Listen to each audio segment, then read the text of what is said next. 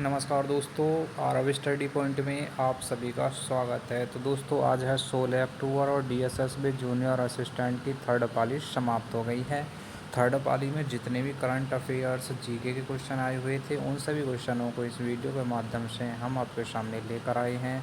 तो दोस्तों यदि आपका भी जूनियर असिस्टेंट का एग्ज़ाम है तो चैनल को अवश्य सब्सक्राइब कर लें। आपको बता दें इस चैनल पर सभी एग्ज़ामों का रिव्यू कराया जाता है। तो फ्रेंड्स चलिए देखते हैं थर्ड पाली में कौन कौन से क्वेश्चन पूछे गए थे। तो देखिए पहला क्वेश्चन पूछा गया था, प्लासी का युद्ध 1757 ईस्वी में किन दो पक्षों के बीच लड़ा गया था जिसने भारत में अंग्रेजी शासन की नींव रखी थी। तो देखिए इसका सही आंसर था सिराजुद्दौला और रॉबर्ट क्लाइव। पहला क्वेश्चन था, सुभाष चंद्र बोस द्वारा गठित आज़ाद हिंद फौज का मुख्य उद्देश्य क्या था। तो सही आंसर क्या था, भारत को ब्रिटिश शासन से स्वतंत्र कराना।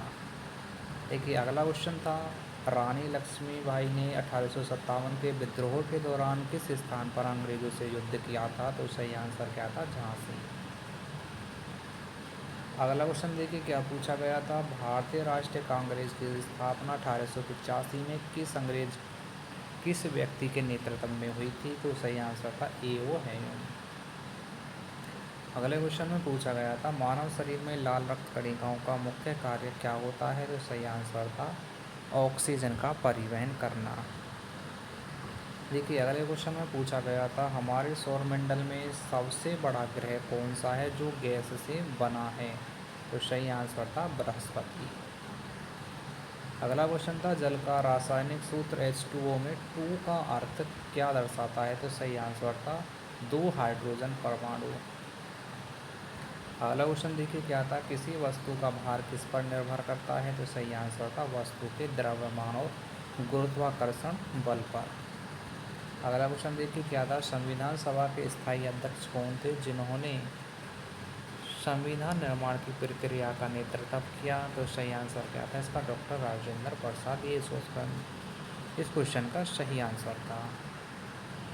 भारतीय संविधान में कुल कितनी अनुसूचियां हैं। तो सही आंसर क्या है इसका, 12 है। ठीक है, और मूल रूप से अनुसूचियों की बात करें तो मूल रूप से अनुसूचियों की संख्या कितनी थी, 8। आगे देखिए अगला क्वेश्चन क्या था, हर घर जल योजना किस मंत्रालय के अंतर्गत आता है। तो सही आंसर क्या था, जल शक्ति मंत्रालय। कंचनजंगा पर्वत किस राज्य में स्थित है। तो सही आंसर है सिक्किम में।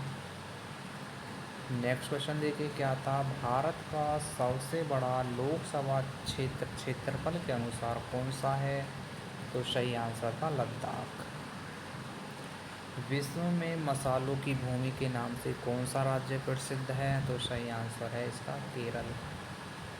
अगला क्वेश्चन क्या था, ब्लू रेवोल्यूशन किससे संबंधित है। तो आंसर था मत्स्य पालन से। अगले क्वेश्चन में पूछा गया था, भारत में पंचायती राज व्यवस्था का संवैधानिक दर्जा किस संशोधन से मिला है। तो सही आंसर था 73वां संविधान संशोधन से। भारतीय रिजर्व बैंक का गठन कब किया गया था। तो सही आंसर क्या था, 1935। तो ये क्वेश्चन हमने आपकी एक जानकारी के रूप में डाल दिया है क्योंकि यह क्वेश्चन आपका 8 अगस्त की सेकंड पाली में पूछा गया था। ठीक है, सॉरी 8 अक्टूबर। ठीक है, अगला क्वेश्चन देखिए, विश्व पर्यावरण दिवस किस तिथि को मनाया जाता है। तो सही आंसर क्या था, 5 जून। अगले क्वेश्चन की बात करें तो देखिए क्या पूछा गया था, भारतीय चुनाव आयोग के पहले मुख्य चुनाव आयुक्त कौन थे। तो सही आंसर क्या था इसका, सुकुमार सेन।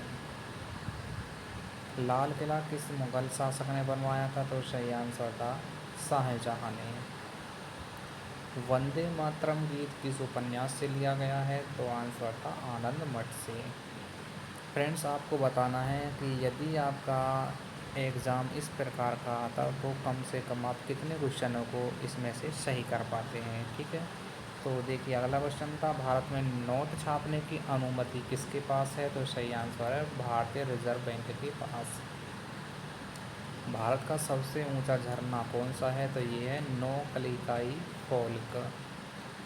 अगला क्वेश्चन देखिए, कौन सा ग्रह लाल ग्रह के नाम से जाना जाता है। तो ये जाना जाता है मंगल ग्रह के नाम से।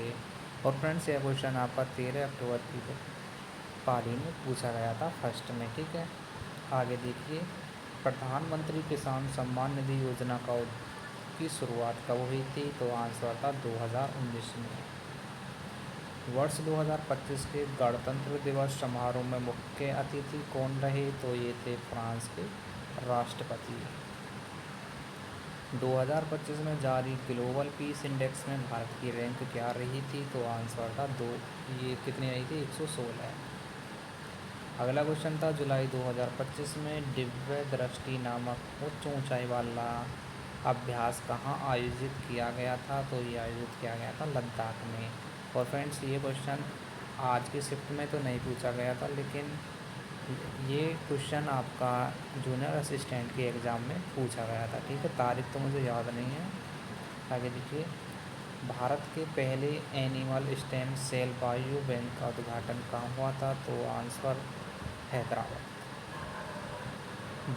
आगे देखिए, 2025 में G20 सम्मेलन की मेज़बानी किस देश ने की? तो सही आंसर क्या था? ब्राज़ील।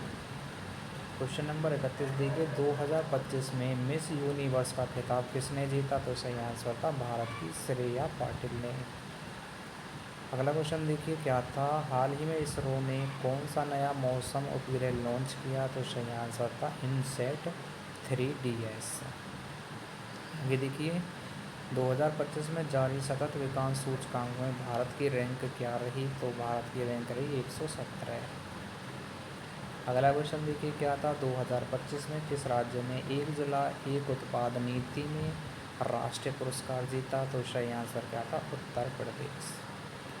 नेक्स्ट क्वेश्चन देखिए, क्या था? 2025 में आयोजित विश्व हिंदी सम्मेलन का आयोजन किस देश में हुआ? तो सही आंसर था मॉरिशस। तो फ्रेंड्स, ये थे आपके 35 क्वेश्चन जो आपकी थर्ड पाली में पूछे गए थे।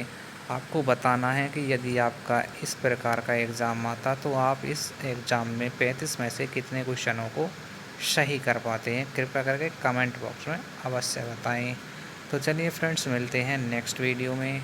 जब तक के लिए जय हिंद, जय भारत।